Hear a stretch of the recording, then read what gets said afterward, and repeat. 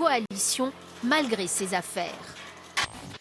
Bruxelles insultée par Donald Trump. Ce candidat républicain à la présidentielle aux États-Unis est un habitué des phrases chocs. Il n'a pas hésité à qualifier la capitale européenne d'enfer, de trou à rats qui veut imposer la charia. Une déclaration que les Belges prennent avec philosophie. À mon avis, il sait à peine ce que c'est la Belgique. Donc, du moment qu'on dit musulman, on dit islam, ça lui permet d'aller dans l'outrance totale. La chaîne CBS aussi s'y met. Elle présente Molenbeek comme un nid de djihadistes et n'hésite pas à rebaptiser le pays Belgistan. Et on reparlera de Donald Trump dans la revue de presse. Pour l'heure, un vent de diversité souffle sur les nommés au César, avec cette annonce à laquelle la principale intéressée avait du mal à croire. Soria Zerwal, choisie par le réalisateur Philippe Faucon et retournée depuis à son métier de femme de ménage, va affronter Catherine Deneuve ou Isabelle Huppert dans la catégorie de la meilleure actrice pour le film Fatima, l'histoire d'une femme comme elle. Julien Sauvadon et Jean-Christophe Hatt sont allés à sa rencontre à Givors dans le Rhône. Elle a appris la nouvelle ce matin en se rendant au marché avec son fils. Jamais Soria Zerwal, agent d'entretien de 45 ans, n'aurait imaginé se retrouver nommée au César pour le titre de meilleure actrice de l'année. C'est un choc pour moi. J'ai choqué vraiment tout à l'heure. J'ai pas attendu ça. Jamais j'ai imaginé un jour j'ai tourné dans le cinéma ou bien c'est comme nous dit chez nous, c'est le Mektoub. Vous faites bien la baignoire à fond. Mektoub, c'était écrit. Soria Zerwal interprète le rôle principal du film Fatima, l'histoire d'une femme de ménage marocaine qui ne parle pas très bien le français et qui fait tout pour offrir le meilleur à ses deux filles nées en France. Mon bonheur, il est comblé, complet. Oh, félicitations, ma chérie. Le 26 février prochain, félicitations, ma chérie. Voilà, Soria affrontera pour la prestigieuse récompense rien de moins que Catherine Deneuve et Isabelle Huppert. C'est pas vrai? Non. C'est vrai? Oui. Ah bah super. Et pourquoi elle n'est pas là, Catherine Deneuve aussi, pour faire l'interview avec nous? Derrière la nomination de Soria Zerwal, la fierté de toute une population, celle de Givors, là où elle vit, mais aussi de toute une communauté, celle des Fatima, comme elle dit, qui aspirent à plus de reconnaissance.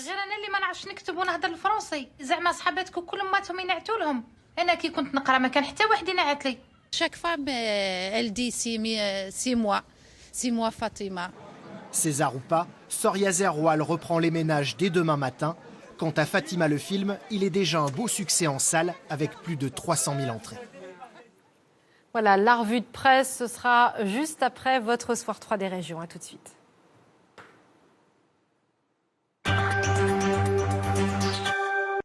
Bonsoir. Dans l'actualité, au lendemain de l'éboulement, quel avenir pour le projet d'enfouissement des déchets radioactifs à Bure, dans la Meuse ? Là, ça veut dire qu'une galerie, elle a été creusée, qu'elle s'est effondrée.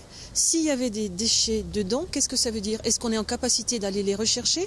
Quel impact sur ces déchets qui sont contenus? Et ce sont quand même des déchets qui ne sont pas anodins. Ce sont des déchets d'une immense dangerosité. Hier, un accident a fait un mort et un blessé léger dans la galerie souterraine.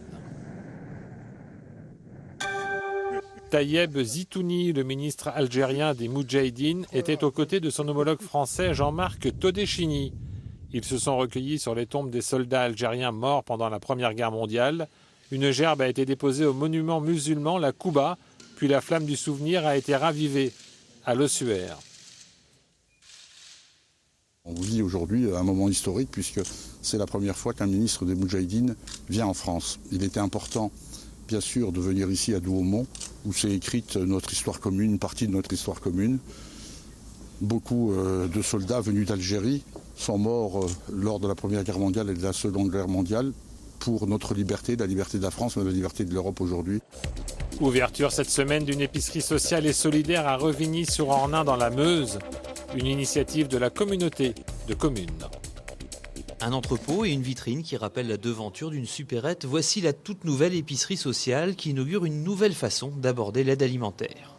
Aujourd'hui, nous avions sur Revigny un système de distribution alimentaire sur la gratuité, alors qu'aujourd'hui, on voudrait à la fois impliquer les gens qui sont ressortissants de la distribution alimentaire parce que, quelque part, c'est les habituer à gérer leur budget, à avoir des produits cuisinés. Et à utiliser des produits frais aussi. Pour cela, les bénévoles font de la ramasse, notamment de fruits et légumes, dans les supermarchés locaux. Il y a tous les légumes que l'Inter nous a donc donnés. Ce matin, je viens d'aller chercher à l'instant du chou, du persil, du concombre, tomates. Et sur les étagères, des plats cuisinés, bien sûr, des conserves aussi, des produits d'hygiène, enfin.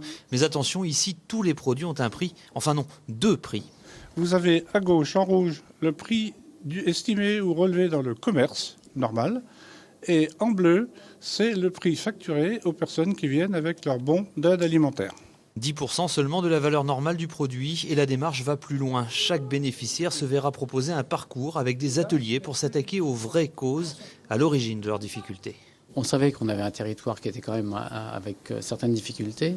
Et donc, l'idée, c'était de mettre en synergie tous les acteurs du territoire, notamment les collectivités locales, les acteurs sociaux, tous les partenaires qui pouvaient intervenir sur ce genre de projet. Restait à financer ce projet, la solution est au fond de l'entrepôt, un atelier récup qui donne une seconde vie à divers objets. Quant à l'épicerie, elle attend ses 3 premiers clients mercredi. À terme, elle fournira au moins une 40aine de familles. Finale régionale aujourd'hui des 11e Olympiades des jeunes bergers à Mirecourt. Et les gagnants participeront au concours national au Salon de l'Agriculture à Paris à la fin du mois de février. Quand on aime, on se donne. Il n'y a pas quelque chose qui ne me plaît pas ou quoi que ce soit. C'est pas du tout pareil. Les bêtes, elles sont avec nous toujours, elles nous suivent. Et puis c'est ça qui est bien. On sent que vous les aimez. Oui, beaucoup. C'est parti, première journée du Festival du film fantastique à Gérardmer, 23e édition. Voici la liste des films en compétition.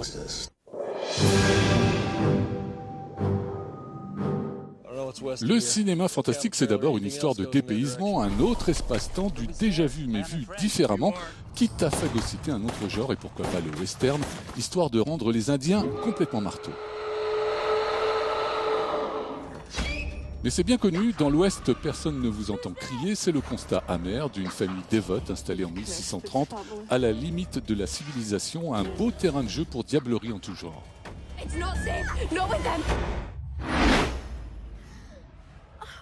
Si j'avais su, j'aurais pas venu, c'est pas dans la Bible, mais pour autant, les touristes américaines de Jérusalem auraient dû relire Les Sorcières de Salem avant d'embarquer pour des cérémonies du Yom Kippour très animées.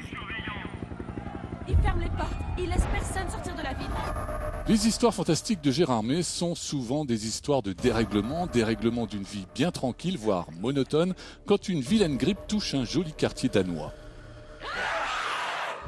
Alors quand c'est le train qui déraille dans une forêt sombre anglaise un soir de pleine lune, il y a toujours un petit malin pour penser au bon vieux lycanthrope à la sauce Rio Bravo. Un mot de sport à présent avec la déception pour l'équipe de France de handball éliminée de l'Euro 2016 en Pologne. Avant même les demi-finales, la France, championne d'Europe en titre qui jouait en blanc, a été battue par la Norvège 29-24. Elle terminera donc au mieux 5e du tournoi. Mais le véritable objectif cette année, ce sont les JO de Rio pour lesquels la France, là aussi tenante du titre, vous le savez, est déjà qualifiée. La revue de presse, nombre de vos journaux demain titrent sur la démission de Christiane Taubira. Nous avons choisi La Croix, Taubira part, la déchéance reste. Ce départ pour le journal est l'aboutissement de la crise qui mine la majorité depuis plusieurs mois. Dans Ouest France, on vous en parle depuis plusieurs jours au Grand Soir 3. Zika s'étend à plus de 20 pays. Virus originaire d'Afrique propagé par les moustiques. Il se révèle violent au Brésil où l'on enregistre de plus en plus de malformations de fœtus. Et puis nous n'avons pas résisté au dessin du Courrier international sur la bientôt culte coiffure du sulfureux milliardaire. L'Amérique de Trump, il a dynamité la campagne des Républicains. Malaise dans la presse. Direction Berlin, une rose qui émerge des pierres sur la photo du jour avec l'AFP. Hommage à toutes les victimes à l'occasion de la journée internationale de la mémoire de l'Holocauste. Au mémorial de Berlin, véritable œuvre d'art formée de ces milliers de blocs. Cérémonie particulière pour les survivants du camp d'Auschwitz-Birkenau libérés il y a 71 ans. On compte sur vous, à nos adresses, sur les réseaux sociaux. Le Grand Soir 3 revient demain. Tout de suite, votre magazine régional sur France 3, Enquête de région. Excellente fin de soirée.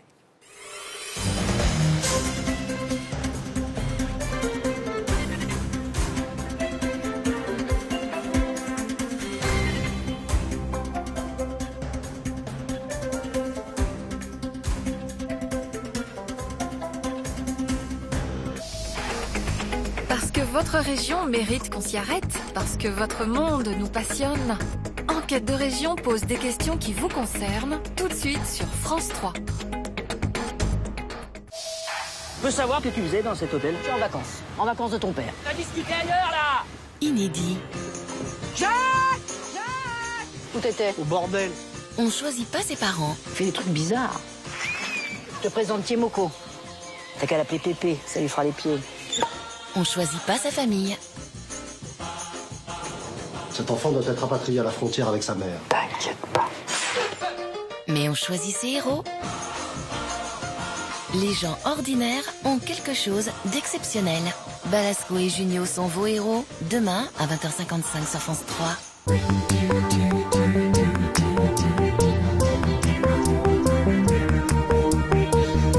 Alsace, Champagne-Ardenne, Lorraine, c'est désormais notre nouvelle région. Un territoire grand comme 2 fois la Belgique, partagé par 5 550 000 habitants. C'est à la naissance de cette nouvelle région qu'est consacré aujourd'hui notre magazine Enquête de région. Ils sont les premiers élus d'une région grand format. Justin Vogel, Olivier Girardin, Laurence Burg. Itinéraire croisé de 3 conseillers régionaux issus des 3 anciennes régions et de 3 sensibilités politiques différentes. Loin de la capitale régionale, reportage dans la Thiérache ardennaise, à 400 km de Strasbourg. C'est certain que l'éloignement nous inquiète. On était plus tourné vers la Picardie et le Nord. On est beaucoup plus près de Lille que de Strasbourg. C'est un déménagement qui passe mal. Épinal pensait devenir le siège de l'unique chambre régionale des comptes de la grande région, mais ce sera Metz. Ça avait été voulu par Philippe Séguin, décidé par Gaston Defferre, et c'était quelque chose d'extrêmement important de démontrer qu'une organisation comme une chambre est quelque chose qui peut très bien vivre et qui doit très bien vivre en dehors des chefs-lieux. Mobilité professionnelle ou géographique, les agents de l'État face à la réorganisation de leurs services en région. Moi, j'ai des contraintes familiales qui font que je n'étais pas mobile géographiquement et je vise donc effectivement un poste de chargé de mission, particulièrement en coopération transfrontalière. Alsace, Champagne-Ardenne, Lorraine, la naissance d'une région, c'est tout de suite ici à Strasbourg, au siège de l'exécutif régional.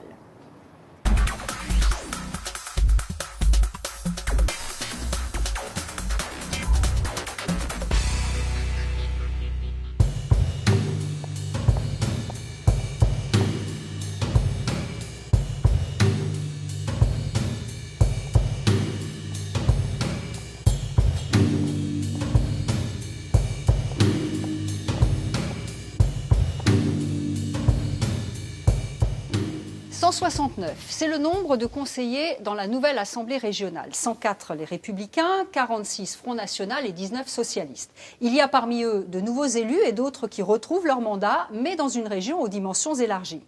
Comment vont-ils travailler dans cette immense région?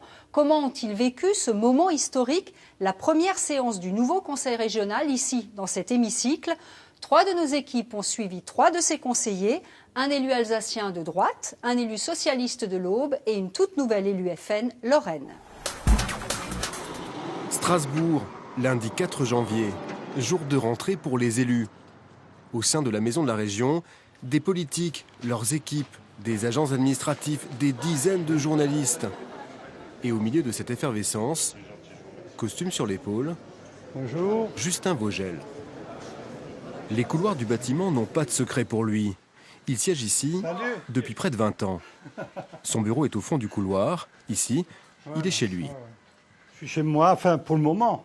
Je ne sais pas si je garderai ce bureau. Donc là, je débarque. Donc on va ce matin me dire quelle mission j'aurai. En fonction de la mission que j'aurai, où je peux garder ce bureau, j'irai dans un autre bureau, on verra.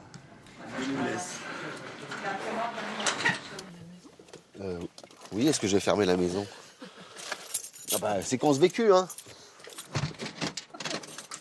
L'Aubois, Olivier Girardin, lui, est loin, très loin de Strasbourg. Le maire de la Chapelle-Saint-Luc est parti la veille à 15h. 400 km, 4 heures de route attendent le conseiller socialiste. La journée va être longue. Et là, il vous en reste 375. Tout va bien. Un dimanche. Youpi tralala. Monsieur Gourlot, bonjour. Salut Laurent. Ça commence comme une rentrée des classes pour la toute nouvelle conseillère régionale FN, Laurence Burg. Son camarade du parti, Thierry Gourlot, est passé la chercher chez elle pour covoiturer vers Strasbourg, à l'école de la grande région. Qu'est-ce qui nous attend? Qu'est-ce qui nous réserve? C'est notre rentrée des classes. Ah voilà, en quelque sorte. Pour moi c'est la 4e, mais pas... Moi c'est la première. Ah oui. Première rentrée des classes. Ça vous fait peur? Non. Bah, c'est une inconnue. Peur, non, mais c'est une inconnue. C'est un peu différent par rapport au conseil municipal, quoi. Afin d'être en forme pour le grand jour, les 2 conseillers régionaux mosellans ont eux aussi choisi de partir la veille au soir. 1h45 d'autoroute pour rejoindre un hôtel de Strasbourg. Ce sera un nouveau rythme de vie à prendre si les élus décident que la nouvelle assemblée doit se réunir dans la capitale régionale. Vous préféreriez Metz? C'est plus simple. C'est juste à côté. Enfin, si c'est Strasbourg, ça sera Strasbourg, quoi. On s'adaptera. Allez, c'est reparti. Un nouveau mandat pour Olivier Girardin, mais dans une région XXL. L'ancien conseiller régional PS de Champagne-Ardenne entame une relation longue distance avec sa nouvelle capitale, une liaison Troyes-Strasbourg mal desservie. Le constat est sans appel, aucun train direct. L'Aube et la Haute-Marne, c'est quand même très particulier, quoi. Quand même, on est loin, quoi. On est loin et on n'est pas raccordé. Ça, je le savais avant la campagne et je savais donc ce qui m'attendait, mais je trouve que politiquement, c'est la preuve par l'exemple, quoi. Des enjeux de cette nouvelle région et de la situation particulière d'un département comme celui de l'Aube sur le plan des transports ferroviaires.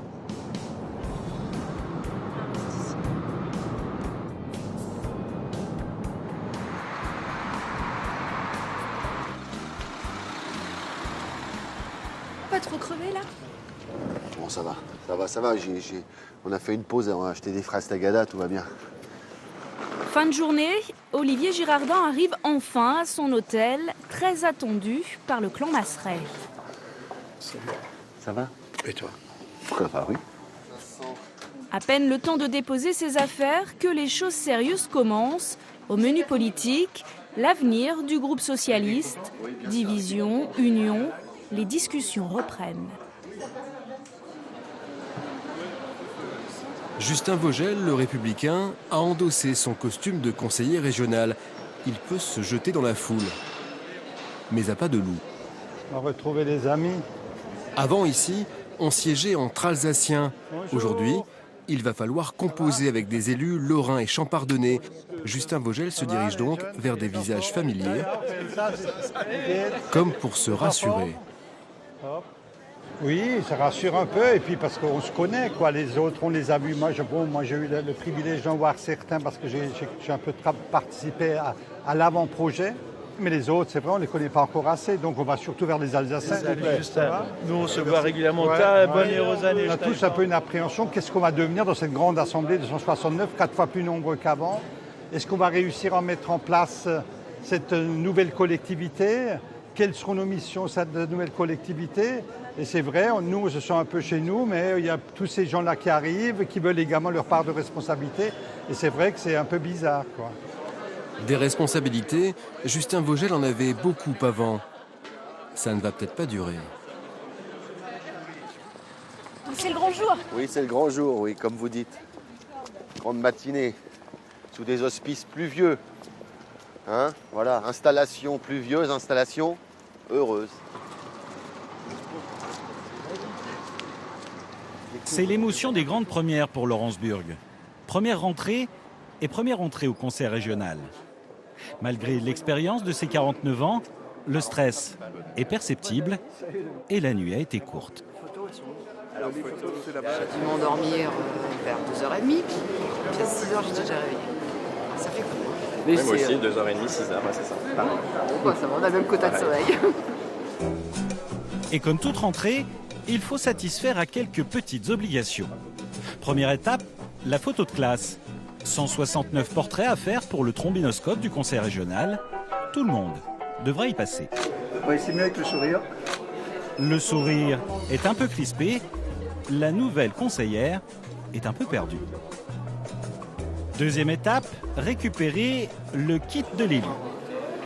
Bonjour madame. Voilà, donc je vous remets ici une mallette qui contient un iPad et un iPhone, tous les deux opérationnels avec les numéros. Un pack à 1100 € par conseiller, du matériel pour 6 années de mandat, dont le coût va faire polémique.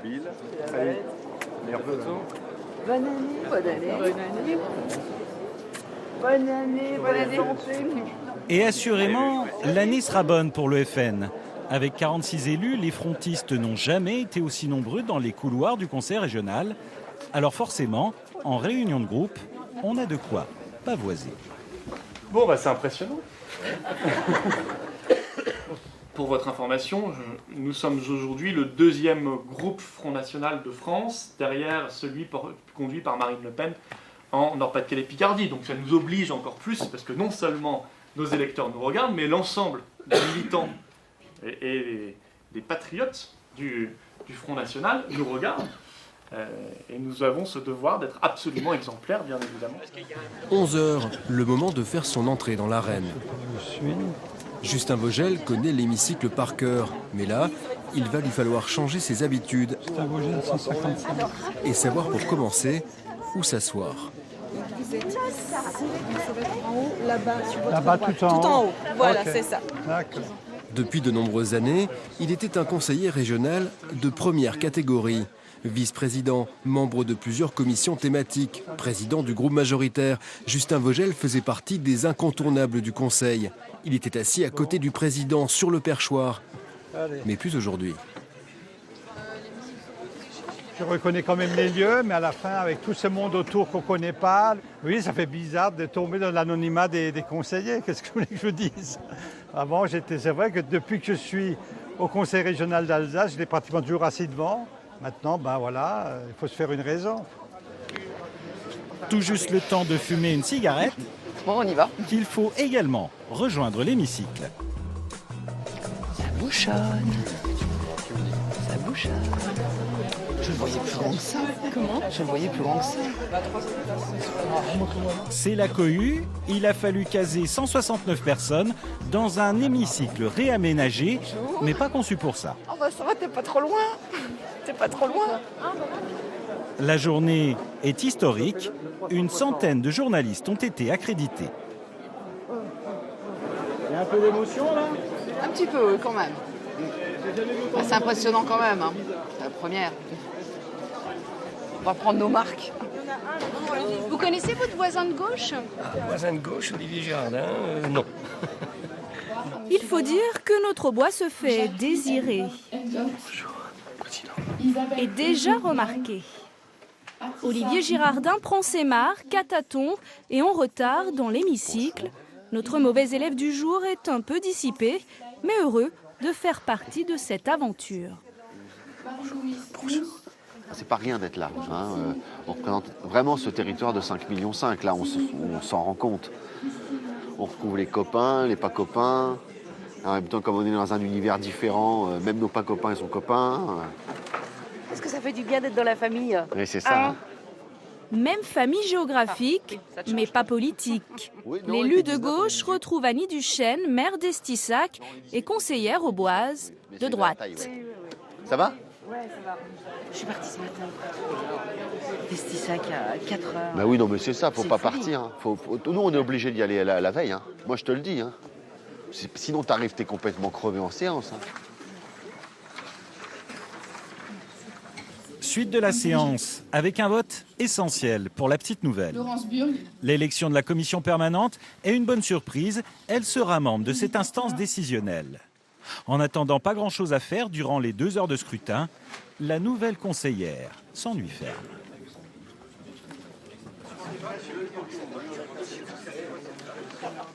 Pour Justin Vogel, les choses ne se passent pas exactement comme prévu. Sa vie de conseiller régional va sensiblement changer. Il savait déjà qu'il ne ferait pas partie cette fois des 15 vice-présidents, mais il comptait au moins siéger à la commission permanente. C'était prévu, jusqu'à la dernière minute, mais sur la liste des 55 noms, il n'y a pas le sien. Vous savez, en matière politique, il ne faut jamais être déçu. L'avenir correspond rarement aux prévisions que vous faites. Donc simplement, le président m'a appelé, m'a dit, écoute, il a eu un souci pour faire la commission permanente. Est-ce que tu es prêt à te retirer? Je dis, ok, voilà. Ça veut dire quoi concrètement? Il a fallu faire de la place pour quelqu'un d'autre? Je suppose qu'il y a eu une négociation avec l'UDI et le MoDem, qui avaient besoin certainement d'un quota de personnes supplémentaires au niveau de la commission permanente. Il y a pas mal de sacrifices qui ont dû être faits, il y a beaucoup de concessions qui doivent être faites, notamment par les élus alsaciens, qui étaient quand même une région où beaucoup d'élus avaient des responsabilités importantes et qui aujourd'hui se retrouvent, certains sans rien du tout. Justin Vogel ne repartira pas complètement bredouille. Le président Philippe Richert lui a confié une mission, une délégation aux identités territoriales.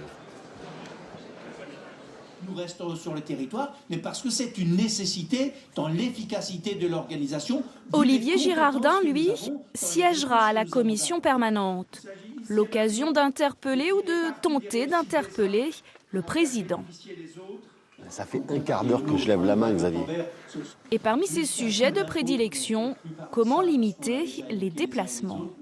Oui, Monsieur le Président, ça fonctionne. Olivier Girardin, Aube, est-ce qu'il est envisagé de continuer l'expérience consistant à procéder, notamment sur les commissions, parce que c'est assez envisageable du fait du nombre, par vidéoconférence, ce qui nous éviterait d'avoir un poids du bilan carbone de nos déplacements qui serait un peu antinomique avec les objectifs que vous avez vous-même définis tout à l'heure dans votre intervention. Je pense qu'il sera aujourd'hui encore nécessaire de continuer à sillonner un petit peu, parce que je pense que c'est indispensable de mieux connaître à la fois le territoire et nos interlocuteurs.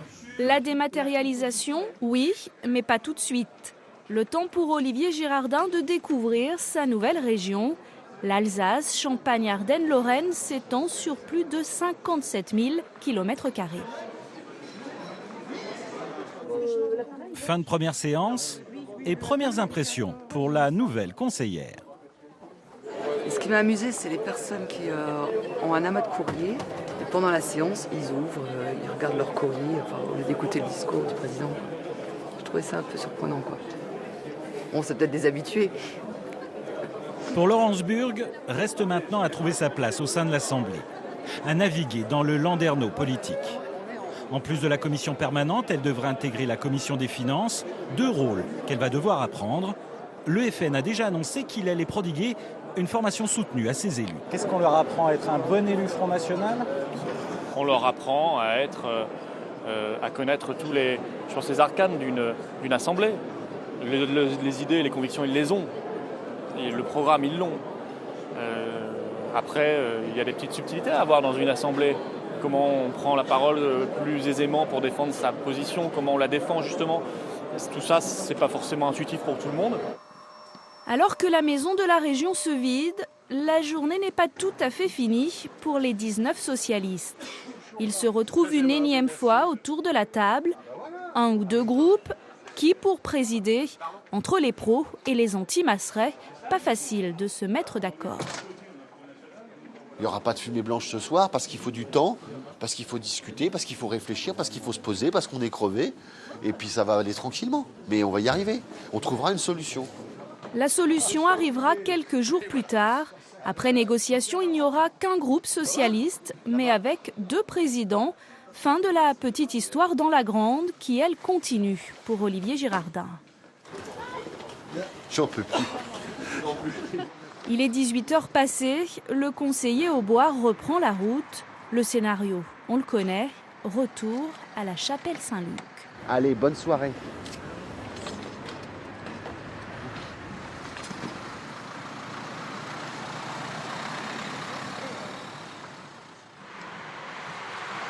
Truchtersheim, à une quinzaine de kilomètres de Strasbourg.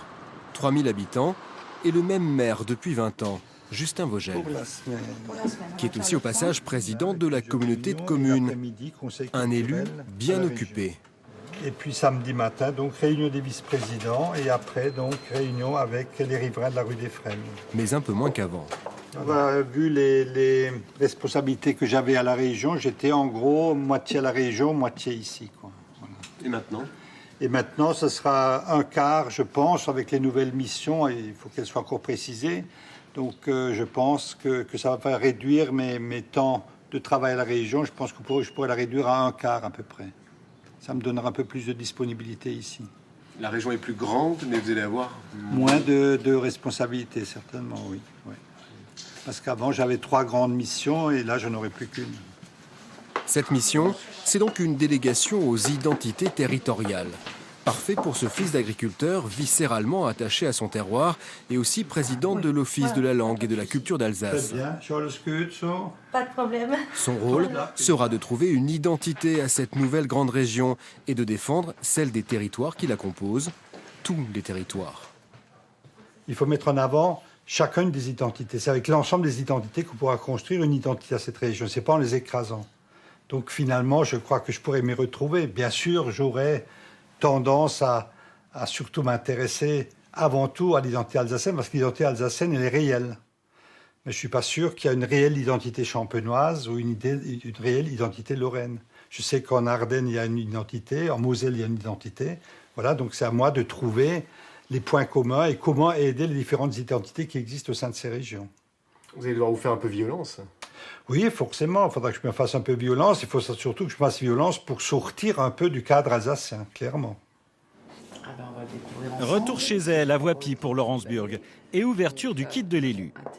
Un téléphone, mais aussi une tablette. Le nouvel élu régional sera ultra connecté, mais dans la mallette, il y a surtout beaucoup de lectures et notamment un atlas régional bien utile. Non, ça c'est... Qu'est-ce que ça vous va bien me mettre dans... connaissez de cette grande région aujourd'hui ? Pas grand-chose, hein. Je découvre. Parce que bon, c'est un groupement de différents départements, de régions existantes qui se sont regroupées. Donc je connais la Moselle. Champagne-Ardenne, Alsace ? Champagne-Ardenne, je connais le Champagne. Alsace, un petit peu aussi, parce que j'ai de la famille qui habite en Alsace.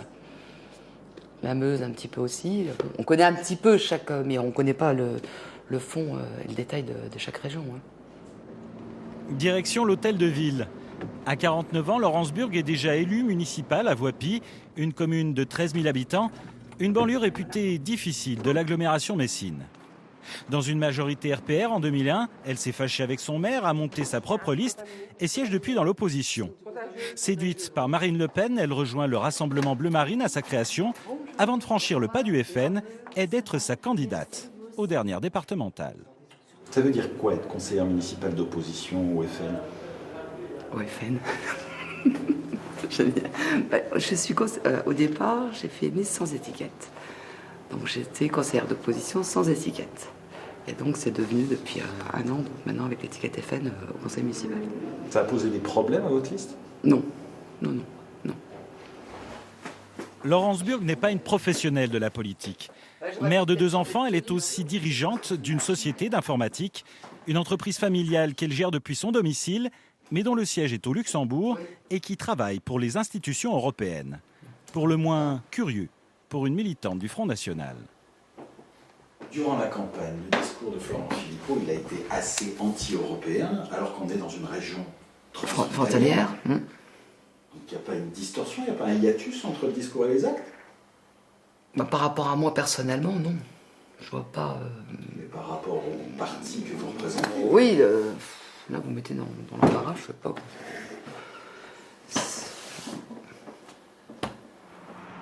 C'est chez lui, dans l'Aube, dans sa ville, que nous reçoit Olivier Girardin. Il est le maire de la Chapelle-Saint-Luc depuis 2008. Située dans l'agglomération de Troyes, la commune de 13 000 habitants est le symbole de la mixité. Plus de 40 nationalités vivent ensemble. Une fois par semaine, l'élu de 47 ans réunit son bureau municipal. À ses côtés, ses adjoints et conseillers, tous le soutiennent dans ses nouvelles fonctions de conseiller régional. C'est quelqu'un qui a du charisme, c'est quelqu'un qui a un parler vrai et donc obligatoirement il pèsera, c'est obligé. Il est porteur d'idées, c'est pas un politicien, c'est quelqu'un pour moi qui a vraiment des vraies convictions. S'il n'avait pas été fait de la politique, il aurait travaillé dans un cirque. Parce que jongler, il sait et il a, heureusement pour lui, une mémoire qui lui permet d'assumer plusieurs fronts à la fois.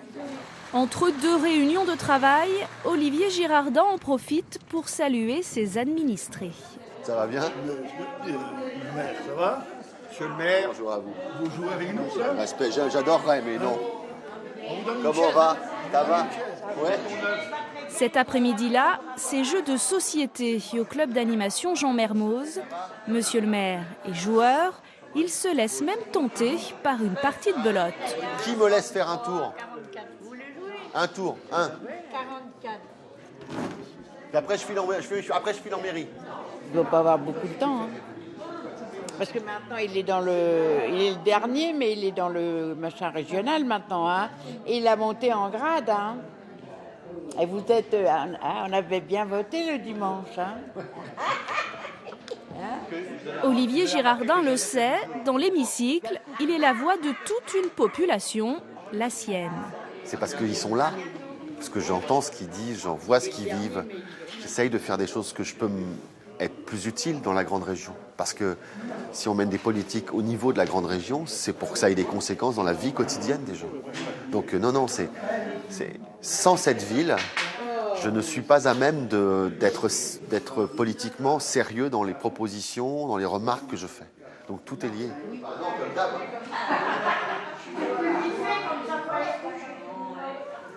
Bonne année. Comment va? Sur le marché de Voipy, Laurence Burg est comme chez elle.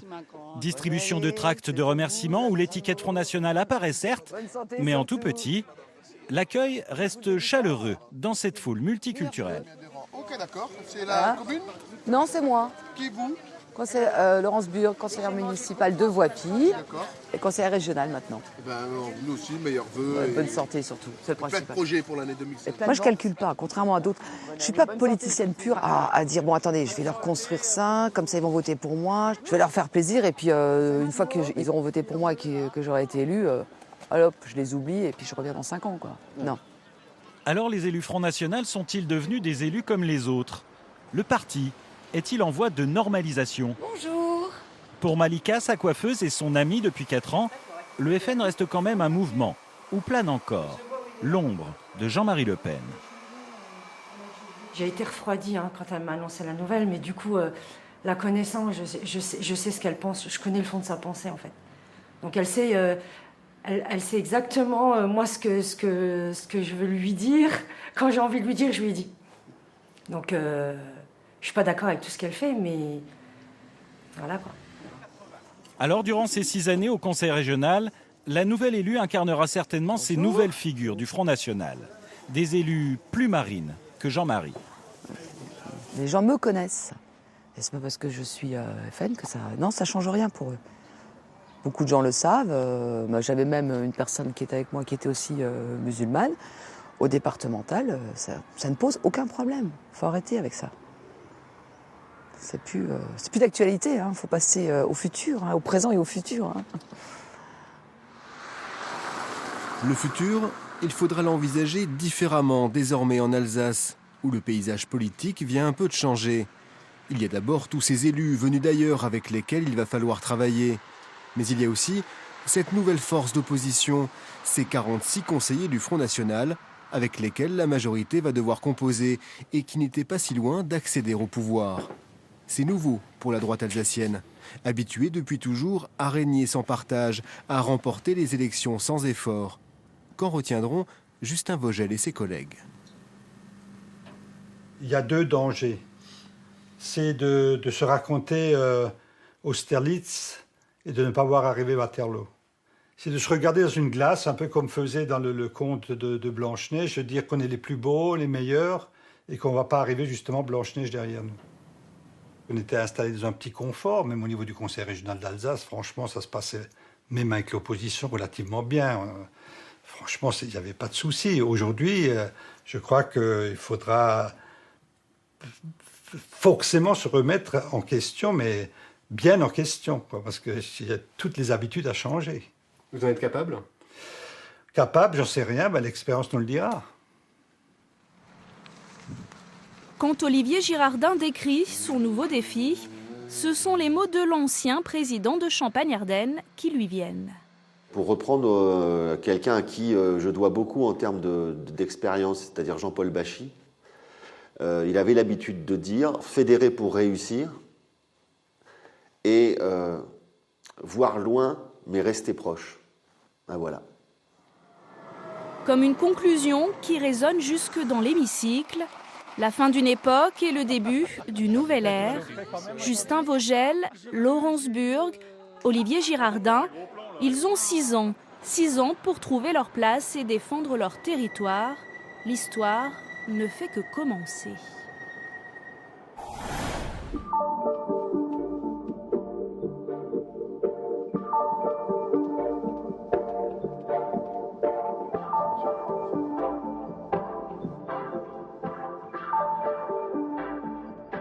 Joël Creusa, bonjour. Bonjour madame. Vous êtes le directeur de l'INSEE Alsace-Champagne-Ardenne-Lorraine. L'INSEE a mené ces derniers mois des études très intéressantes sur les caractéristiques démographiques et économiques de notre nouvelle région. Nous allons en quelque sorte dresser avec vous le portrait de l'Acal et des Acaliens. Alors commençons par les Acaliens. Qui sommes-nous ? Je dirais que l'Acalien a environ 40 ans. Il vit plus souvent en couple que les autres habitants des régions françaises. Il habite généralement dans un appartement assez vaste dont il est propriétaire. Et je dirais aussi qu'il circule beaucoup en voiture personnelle. Il utilise peu les transports en commun. Généralement, il a un diplôme de niveau CAP, BEP. Il est plutôt employé ou ouvrier, moins souvent cadre supérieur, et il a moins souvent le baccalauréat. Je dirais aussi que l'Acalien entre 18 et 24 ans est moins souvent scolarisé que ce que l'on trouve dans les autres régions françaises. Alors, la région est loin d'être homogène. Vos études montrent même que les inégalités y sont particulièrement marquées. En effet, il y a de très très grands contrastes territoriaux. Vous avez des territoires extrêmement dynamiques, plutôt en Alsace, autour de la métropole strasbourgeoise, et des territoires en déclin démographique et économique. Je citerai par exemple la Haute-Marne, Sedan, Charleville-Mézières, la frange ouest de la Meuse. Avec un corollaire, ce sont les difficultés d'accès aux services publics en fait, ou aux services en général. Alors effectivement, c'est une question qui vient à l'esprit et qui est tout à fait importante du point de vue des politiques publiques. Mais les derniers travaux sur le sujet montrent que l'Acalien a relativement bien accès aux services publics. Mais évidemment, c'est moins facile dans les zones rurales. Et un des grands enjeux de cette grande région Acal sera de favoriser la dynamisation de ces territoires par diffusion de la croissance des grandes villes et de la métropole.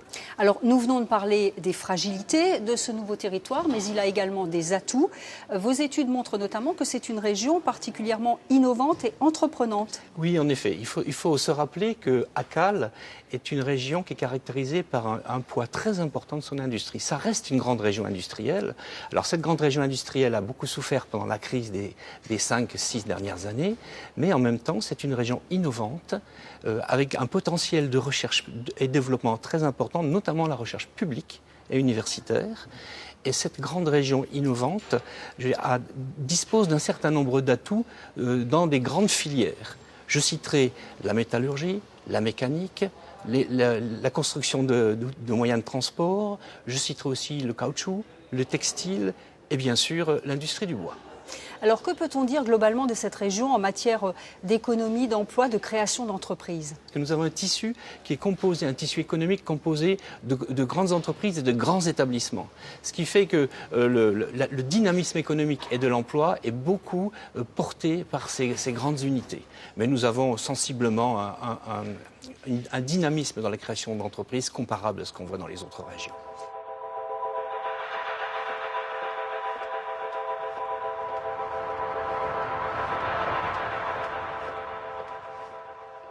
À suivre dans ce magazine, les craintes des habitants de la Thiérache ardennaise, loin, très loin de Strasbourg. La réorganisation des services de l'État, reportage dans les coulisses de la direction de l'agriculture et de la forêt. Un déménagement qui fait grincer des dents, celui de la Chambre régionale des comptes qui quitte Épinal. Quelle perception a-t-on de la région quand on vit dans les territoires les plus éloignés de la nouvelle capitale régionale, Strasbourg? Certains villages des Ardennes étaient déjà distants de plus de 150 km de leur ancien conseil régional à Châlons-en-Champagne.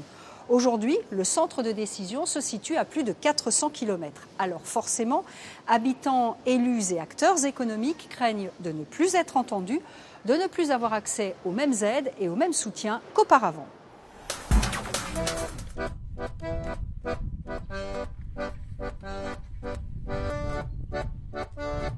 Bienvenue en Thiérache ardennaise, un territoire frontalier avec la Belgique, limitrophe avec le département de l'Aisne, un territoire essentiellement rural et ici l'impact de la région, de nombreuses structures en ont bénéficié, notamment au travers de l'ORCA qui visait la restructuration du commerce et de l'artisanat.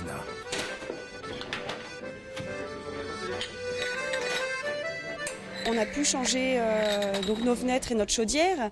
Je pense que si on n'avait pas eu les échos dans le village de cette aide-là, de l'oracle, on n'aurait pas pu ou on n'aurait pas su changer nos fenêtres, ainsi que la chaudière. Désormais, la région se situe à plus de 400 km, au Villers-les-Forges et quasiment aux antipodes de Strasbourg, d'un point de vue décisionnaire. Autant dire que même du côté des élus, on manifeste une certaine inquiétude. Aujourd'hui, j'espère que cette crainte elle n'est pas rationnelle justement et qu'on aura des interlocuteurs de proximité. Mais c'est certain que l'éloignement on nous inquiète.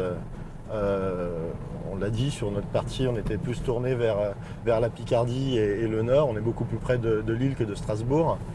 Et comment on va gérer cet éloignement? Quels seront nos nouveaux rapports avec la région? La distance va-t-elle couper les ponts entre les habitants de la Thiérache et la nouvelle grande région? Pas forcément. Les élus ardennais auront juste à parcourir plus de kilomètres pour prêcher la bonne parole. Au niveau du monde agricole, Châlons restera toujours la ville où il faudra défendre les dossiers, mais être présent à Strasbourg sera aussi une obligation. C'est loin et ça coûte cher. Le déplacement, quand on fait une journée, qu'on part, si on veut aller à Strasbourg, ça va partir à 6h du matin, revenir à 10 ou 11h du soir. Alors nous on est bénévoles, bon c'est tout, ça fait des grandes journées. Si nos salariés de nos structures, si on les emmène, ça fait des grandes journées, il faut les payer, ce qui est normal, c'est pas choquant. Ça plus le coût du transport, c'est plutôt le côté pratique qui nous embête à court terme.